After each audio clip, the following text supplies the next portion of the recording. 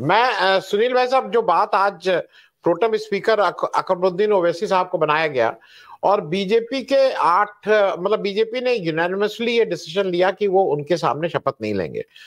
जो बात मैं प्रोफेसर साहब से पूछ रहा था और आपसे भी उसी बात को फिर से दोहराऊंगा कि ये तो एक संवैधानिक पद है जहां पे आपको जाके शपथ ले लेनी होती है। आप कोई अकबरुद्दीन ओवैसी के घर की में हम आपके यहाँ काम करेंगे या आपके इंस्टीट्यूशन में काम करेंगे, वहां तो शपथ ले नहीं रहे थे। ये तो उस विधानसभा में मैं आएंगे और हम संविधान पे की शपथ ले रहे थे। दूसरा यह है कि अगर मैं थोड़ा शमीम साहब की इस बात से नहीं अग्री करता हूं जो कहते हैं अगर उन्होंने कुछ इस तरह के स्टेटमेंट दिए, उन्होंने स्टेटमेंट दिए तो जाइए कोर्ट जाइए ना। अब तो इस देश में अगर राहुल गांधी की सदस्यता आप उनके किसी स्टेटमेंट पे ले सकते हैं, महुआ मैत्रा की सदस्यता ले सकते हैं, तो इनकी सदस्यता भी ले लीजिए। अगर ऐसा कुछ कहा है तो कोर्ट उसको डिसाइड करेगा, कि कोर्ट या जो भी फोरम है इसको डिसाइड करने का। लेकिन जो आपसे मूल बात पूछ रहा हूं, अच्छा मैं आपको बता दूं, मैं इसको इससे पहले रिपीट कर और रिपीटेशन लगेगा। मैंने माता प्रसाद पांडे जी से व्यक्तिगत रूप से आज सुबह बात की थी। उन्होंने कहा कि ये पूरी 100% गवर्नर ही इसको बनाता है। कभी कभी कहने लगे कि जो रूलिंग पार्टी वो कुछ नाम सजेस्ट कर सकती है, लेकिन फिर भी वो गवर्नर के ऊपर बाइंडिंग नहीं है, क्योंकि कोई कोई वो नहीं है कि गवर्नर ही इनको करेंगे। तो एक तो मैं जरा इस पे आपसे ये करूं कि ये क्या उचित था बीजेपी जो कर रही है, या बीजेपी केवल चुनाव का वो हिंदू मुस्लिम कराना चाह रही है। दूसरा, माता प्रसाद जी ने एक और अच्छी चीज बताई।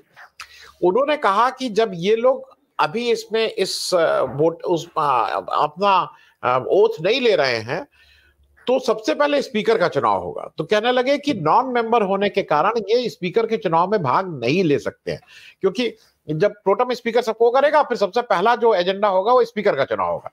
तो जब स्पीकर चुन लिया जाएगा तब आप कह रहे हैं कि हम उनके सामने लेंगे।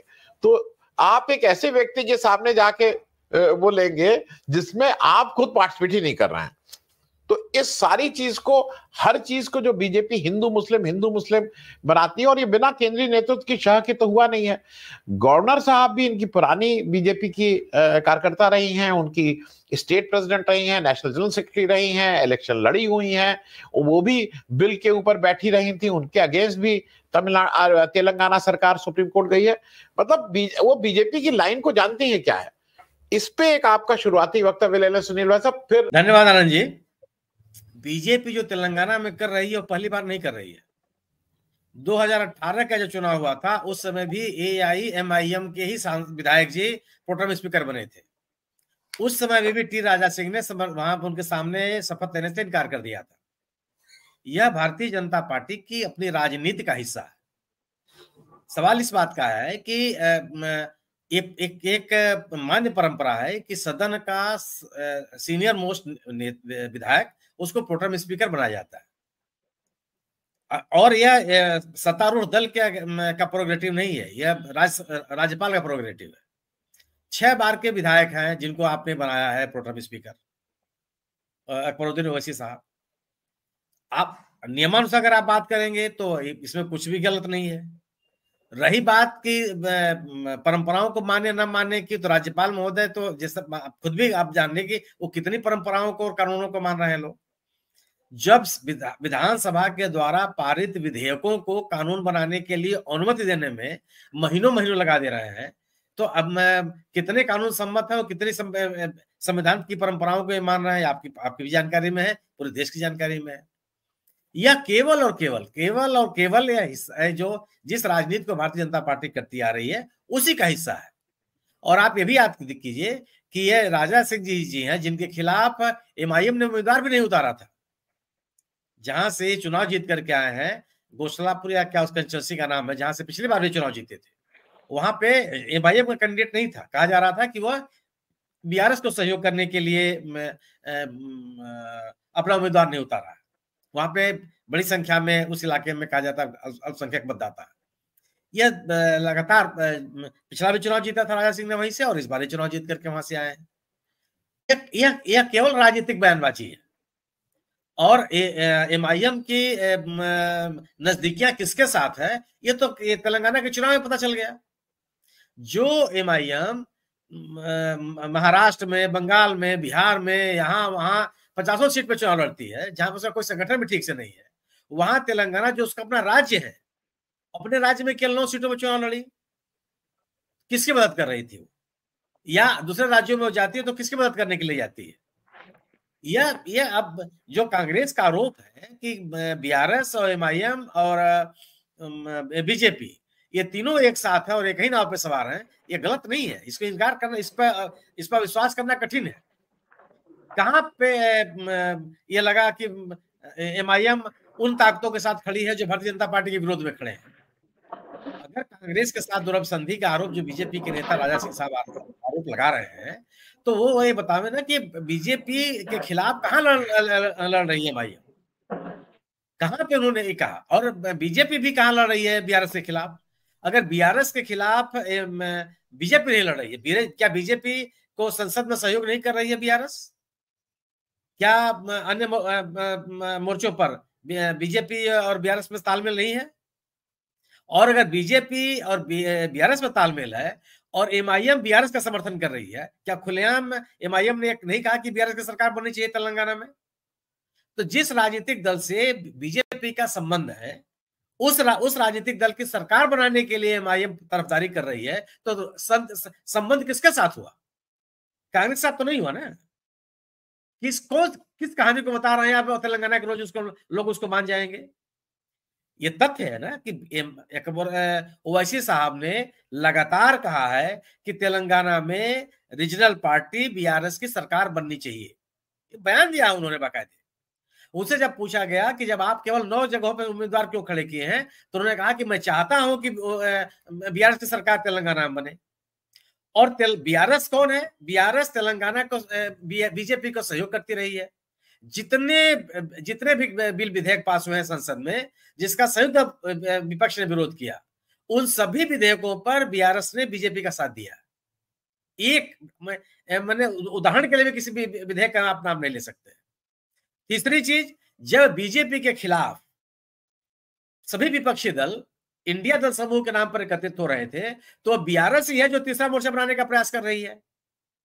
और अगर वो तीसरा मोर्चा बनाने का प्रयास कर रहे हैं तो उससे किसको फायदा होने वाला है? कांग्रेस को या बीजेपी को? राजा सिंह साहब भी जानकारी ये बता दें। तो ये जो तमाम राजनीतिक तथ्य हैं वो किस आरोप के साथ जाते हैं? कांग्रेस की निकटता ओवैसी साहब के साथ है या बीजेपी की निकटता ओवैसी साहब के साथ है? या एक जो तेलंगाना की अपनी राजनीति है, उस राजनीति को बढ़ाने की कोशिश है राजा सिंह के द्वारा। और राजा सिंह वही है, अपनी पार्टी को। राजा सिंह को बीजेपी ने निलंबित कर दिया था उनके कुछ आरोपों को लेकर के, और चुनाव के ठीक पहले आपने उनको पार्टी में शामिल कर लिया, आपने उनको उम्मीदवार बना दिया। जो अब किसकी मदद कर रही है बीजेपी? संजय बंडी सर्वाधिक आक्रामक नेता होते थे बीजेपी के तेलंगाना में, जिन्होंने बीआरएस सरकार के ऊपर हमले किए, तमाम तरह से उनको घेरने की कोशिश की। दलित नेता थे वो बीजेपी के। बीजेपी ने संजय बंडी को वहां से वापस ले लिया और केंद्र की राजनीति में बैठा दिया, सांसद बनाया उनको। टी राजा सिंह जो सर्वाधिक आक्रामक राजनीति कर रहे थे बीआरएस के खिलाफ, उनको पार्टी से निलंबित कर दिया। और बीआरएस और एमआईएम दोनों साथ साथ एक जगह एक सरकार चला रहे थे वो। तो बीजेपी की निकटता किससे है? ये तमाम जो तथ्य हैं वो किसके साथ उसकी निकटता बताते हैं? एमआईएम की निकटता बीजेपी के साथ है कि कांग्रेस के साथ है? किसको समर्थन कर रही है वो? तीसरा मोर्चा बना करके किसकी मदद करना चाहती है? विभिन्न राज्यों में जहां पे उसका कोई संगठन नहीं है, वो चुनाव लड़ करके खासतौर से अल्पसंख्यक बहुल इलाकों में उम्मीदवार खड़ा करके किसका मदद करना चाहती है? कांग्रेस का या बीजेपी का? इस उनके वक्तव्य का कोई मतलब नहीं है।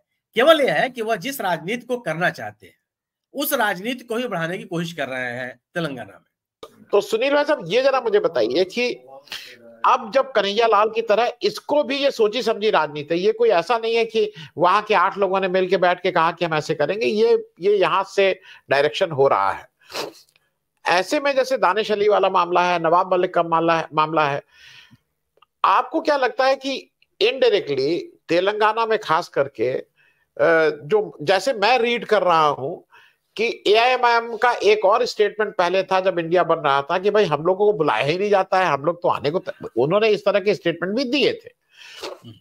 अब शायद बीजेपी उनको ढकेल रही है या बीजेपी जो इस तरह की हरकतें कर रही है वो कहीं ना कहीं इंडिया अलायंस में बहुत से लोगों का, जैसा प्रोफेसर साहब भी कह रहे हैं, अपने आप ही उनका डेस्टिनेशन अब इंडिया अलायंस के अलावा और कहीं नहीं है। इस तरह से केवल बीआरएस और इनकी बात नहीं कर रहा हूं, और भी पार्टीज मुझे लगता है कि उनको अगर एक एक सारे वोट उनको चाहिए इररिस्पेक्टिव ऑफ धर्म, तो उनको शायद इंडिया अलायंस उनका डेस्टिनेशन होगा।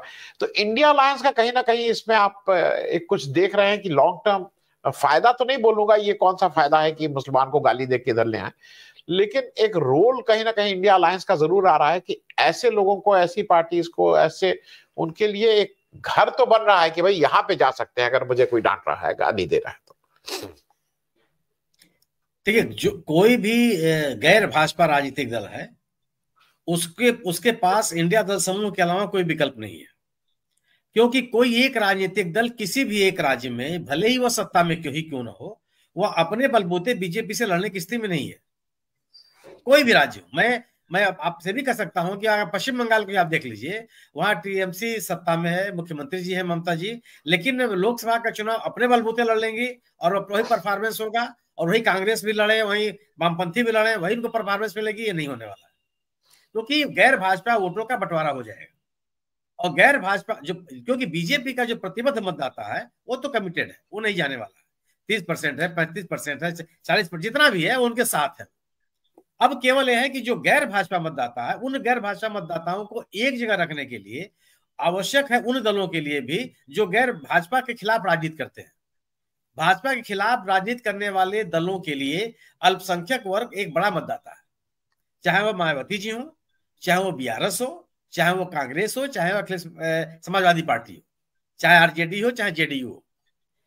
अल्पसंख्यक मतदाता इनके साथ वोट करता है, पिछड़े वर्ग के लोग वोट करते हैं, दलित भी वोट करते हैं। सही है ये। अब इनको अगर आप एकजुट रखना चाहते हैं और आप ये चाहते हैं कि यह छिटके ना और इनका बंटवारा ना हो और बीजेपी हारे, तो आपको इंडिया दल समूह के पास आने के अलावा कोई विकल्प नहीं है। अगर आप इंडिया दल समूह में नहीं आते हैं और आप अलग चुनाव लड़ने की कोशिश करते हैं, तो आपका हश्र वही होगा जो जनता दल यस का कर्नाटक में होगा। उनके उनके पास भी अल्पसंख्यक मतदाताओं की बड़ा भारी समर्थन रहा है। ओल्ड मैसूरू इलाके में अल्पसंख्यकों ने बड़े पैमाने पर वोट दिया उनको। और वह मतदाता, जब बीजेपी और कांग्रेस की सीधी लड़ाई हो गई और कांग्रेस बीजेपी की हार सुनिश्चित करने के लिए उस वर्ग के लोगों ने अपने साथियों के साथ कांग्रेस को मतदान कर दिया और जनता दल यह हाशिए पे चला गया। आप ये स्थिति उत्तर प्रदेश के चुनाव में बीएसपी को देख लीजिए। बीएसपी अल्पसंख्यक मतदाता एकदम छोड़ दिया बीएसपी को, जो कि अगले पिछले चुनाव में, यहां तक कि 2019 के लोकसभा के चुनाव में भी वह बीएसपी के साथ था, और यही परिणाम था कि 10 सीटें जिताई उसने, बीएसपी को दिलवाई। लेकिन जब लोकसभा का चुनाव आया 2022 का, तो उसने साथ छोड़ दिया, क्योंकि उनको यह लगने लगा कि वो बीजेपी की मदद कर रही है। और उनके कुछ बयान भी सामने आए, चिट्ठियां भी सामने आई, जिसमें वो यह कहती हुई पाई गई कि अगर ये समाजवादी पार्टी का उम्मीदवार जीत रहा है तो आप बीजेपी उम्मीदवार को जिताइए। उन्होंने अपील किया बाकायदे, वो चिट्ठियां पब्लिक डोमेन में है। इससे जो गैर भाषा मतदाता है, वो किसी भी जाति बिरादरी का हो, चाहे वो अल्पसंख्यक हो, उसने बीजेपी का साथ, बीएसपी का साथ छोड़ दिया और वह समाजवादी पार्टी के साथ चला गया। परिणाम क्या हुआ कि इतनी बड़ी विधानसभा में वह एक सीट पर सिमट के रह गई। और वह अभी जीत, मैं बीएसपी की जीत नहीं मानता, मैं उमाशंकर सिंह के व्यक्तिगत जीत मानता हूँ। रसवा से जीत करके आए, उनकी अपनी ताकत थी।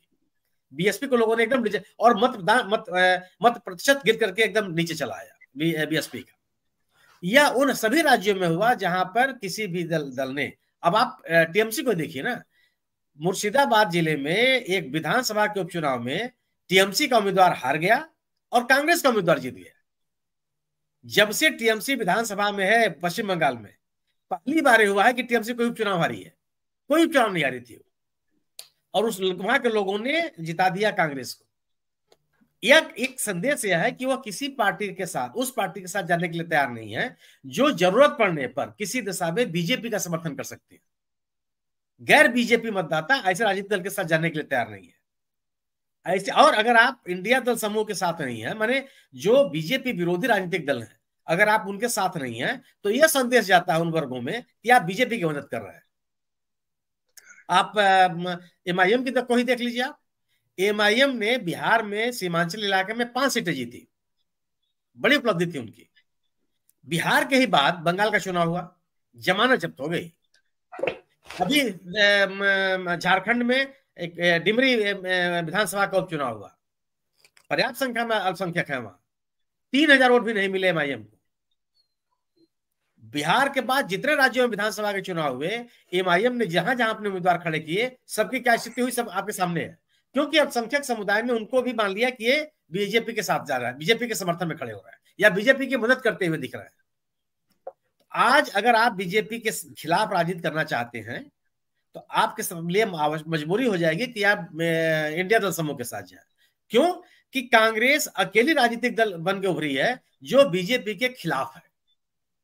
ये गैर भाजपा मतदाताओं के बीच में संदेश है कि अकेला राजनीतिक दल है जो बीजेपी के साथ कभी नहीं मिलेगा, वो उनकी राजनीति से सहमत नहीं होगा। अगर आप गैर भाजपा राजनीति करना चाहते हैं तो उसके केंद्र में कांग्रेस होगी। वो जीते हारे अलग का सवाल है, लेकिन उसके केंद्र में कांग्रेस होगी। आप अभी मान लीजिए कि मध्य प्रदेश के चुनाव में कांग्रेस हार गई, लेकिन 40% का जन समर्थन उसको मिला, और जो उसके खिलाफ लोग खड़े थे, चाहे आम आदमी पार्टी हो, चाहे वो गोंडवाना गणतंत्र पार्टी हो, चाहे बहुजन समाज पार्टी हो, चाहे समाजवादी पार्टी हो, क्या दशा हुई? 0.5% वोट पाने में कुल दुर्गति होगी सबकी। लेकिन एक जो नैरेटिव बनना चाहिए था एक पूरे राज्य में कि बीजेपी के खिलाफ सभी दल मिलकर लड़ रहे हैं, उसका नुकसान हुआ। केवल मतदान प्रतिशत में या मतदाताओं से कोई बीजेपी का लोगों ने साथ छोड़ नहीं दिया, अरे कांग्रेस का साथ नहीं छोड़ा बीजेपी के खिलाफ। तो बीजेपी के खिलाफ लड़ने वाली पार्टी कांग्रेस ही है। तो अगर आप बीएसपी के सामने भी मजबूरी है कि अगर आप अपने मतदाताओं को अपने साथ बनाए रखना चाहते हैं तो आपको इंडिया दल समूह के साथ ही लड़ना होगा। आप मान लीजिए कि जनता दल का क्या हुआ?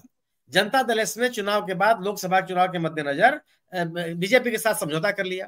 परिणाम क्या हुआ कि जितने वरिष्ठ नेता थे पार्टी के और अल्पसंख्यक वर्ग थे, सब छोड़ के चले गए। यहां तक कि इब्राहिम साहब छोड़ के चले गए जो पार्टी के प्रदेश अध्यक्ष थे वहां। उनको लगने लगा कि हम अपने मतदाताओं को अपने साथ नहीं रख सकते। स्थिति है माने वो का लिग्गा समुदाय जो जबरदस्त तरीके के साथ था जनता दल के साथ, उसमें से तमाम लोग निकल गए, जनता दल के साथ छोड़ दिया। यानी जनता, आप यह कल्पना के परे था, मेरे जैसे व्यक्ति के लिए कल्पना के परे था कि देवगौड़ा साहब के परिवार का कोई व्यक्ति चुनाव हार जाए ओल्ड मैसूर इलाके में।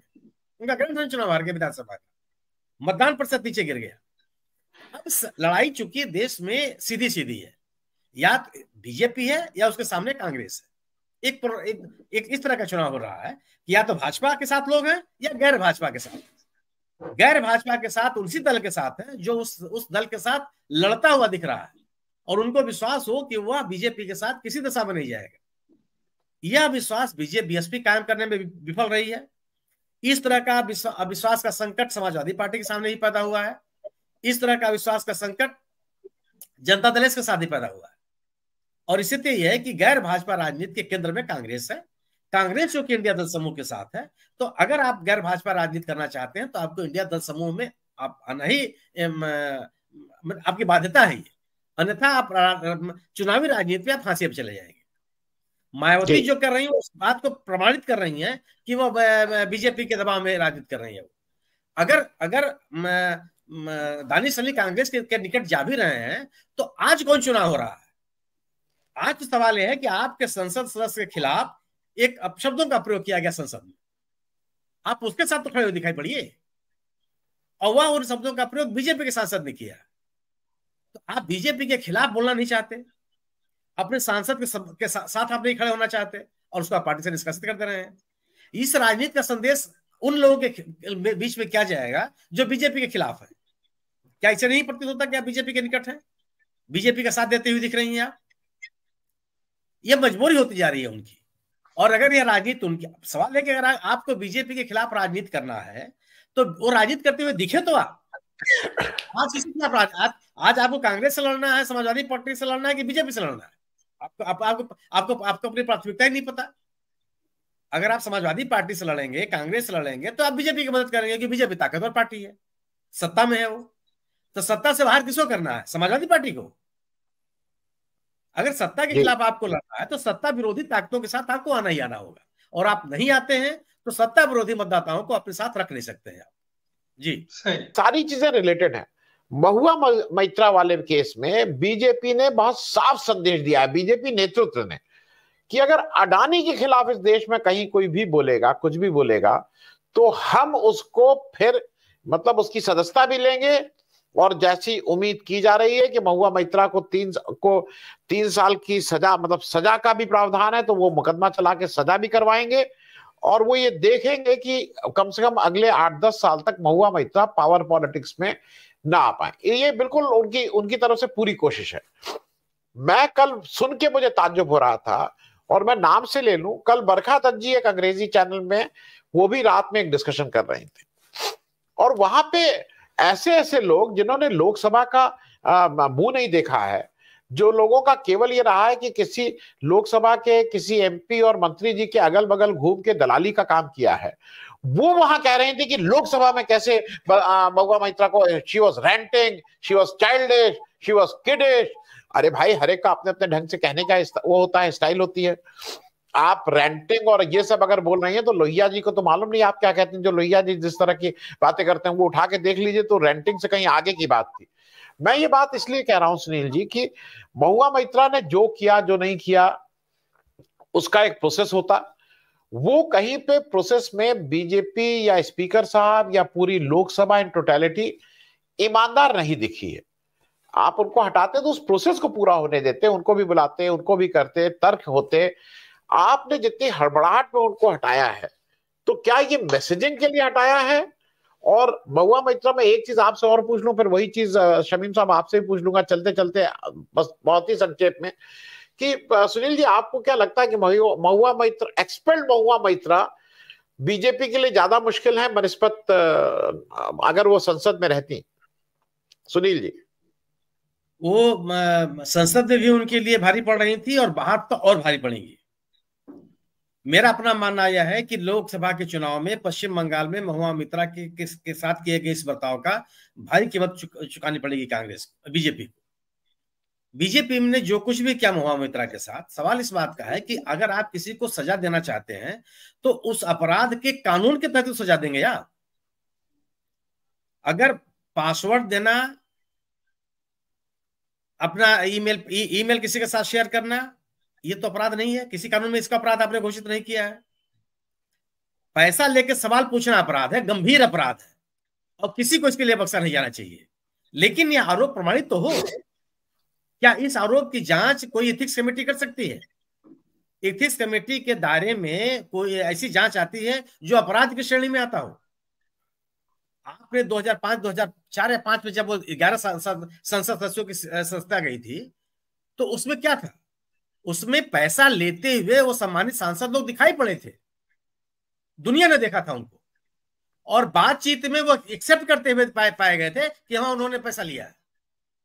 तो क्या एक ऐसा मामला जो साफ साफ दिख रहा था, और एक ऐसा प्रकरण जिसमें अभी तक मनी ट्रेल साबित ही नहीं हो पाया, दोनों कैसे एक साथ आप बैठा सकते हैं? दूसरी चीज, उस समय जब बीजेपी सांसदों को निकाला गया था, उस समय के तत्कालीन विपक्ष के नेता, भारतीय जनता पार्टी के वरिष्ठतम नेता लाल कृष्ण आडवाणी ने उस प्रक्रिया का विरोध किया था, और उन्होंने कहा था कि यह लोकतांत्रिक परंपराओं के अनुकूल नहीं है। आज आप उनकी पार्टी क्या कर रही है? ये सवाल है ना कि अगर इन महुआ मैत्रा ने कोई अपराध किया है उसकी जांच कराइए, जांच में अगर दोषी पाई जाती हैं उनको सजा दे दीजिए।